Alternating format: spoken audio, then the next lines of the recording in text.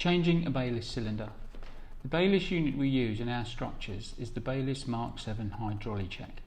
When ordering a replacement piston, make sure you select the Mark 7 power tube.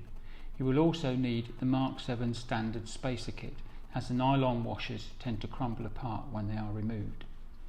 Alitex have three product types: the National Trust range, the Traditional range and the Messenger range.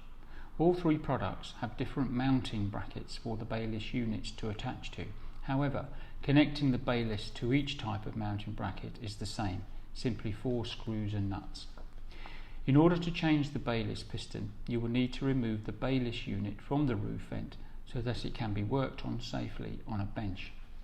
The tools you will need to carry out the replacement of a piston are a small flat blade screwdriver, a crosshead screwdriver, a 7mm spanner and a 10mm nut runner or socket for refitting the Starlock washer. Remove the bayliss unit from the roof vent using the 7mm spanner and crosshead screwdriver. Remember to fully remove the adjusting screw from the back of the bayliss unit before proceeding. Doing this will allow the bayliss to close completely, which will make removal easier. You now have to remove the existing piston from the unit. The piston is held in place by a small pin secured in place by a Starlock washer. Remove the Starlock washer using the flat blade screwdriver. With the Starlock washer removed, slide the pin out. There will be 2 nylon washers either side of the base of the piston. These nylon washers typically crumble and will need replacing.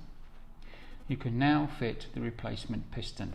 Just a little tip before you start.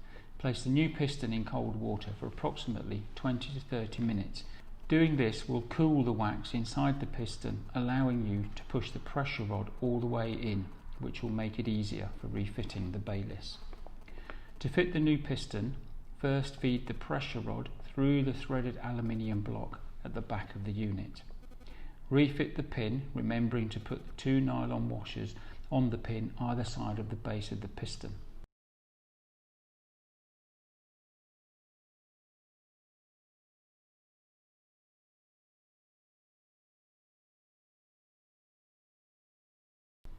With the pin fitted, there will be a small section of the pin protruding, enough to fit the new Starlock washer. Fitting the Starlock washer will need a little force. I always use a 10mm nut runner or 10mm socket. They are just the right size to fit inside the Starlock washer, allowing you to apply even pressure. You can now refit the bayliss unit by reversing the removal process. Finally, refit the adjusting screw. Be aware the wax inside the piston will need time to warm up before it will work efficiently.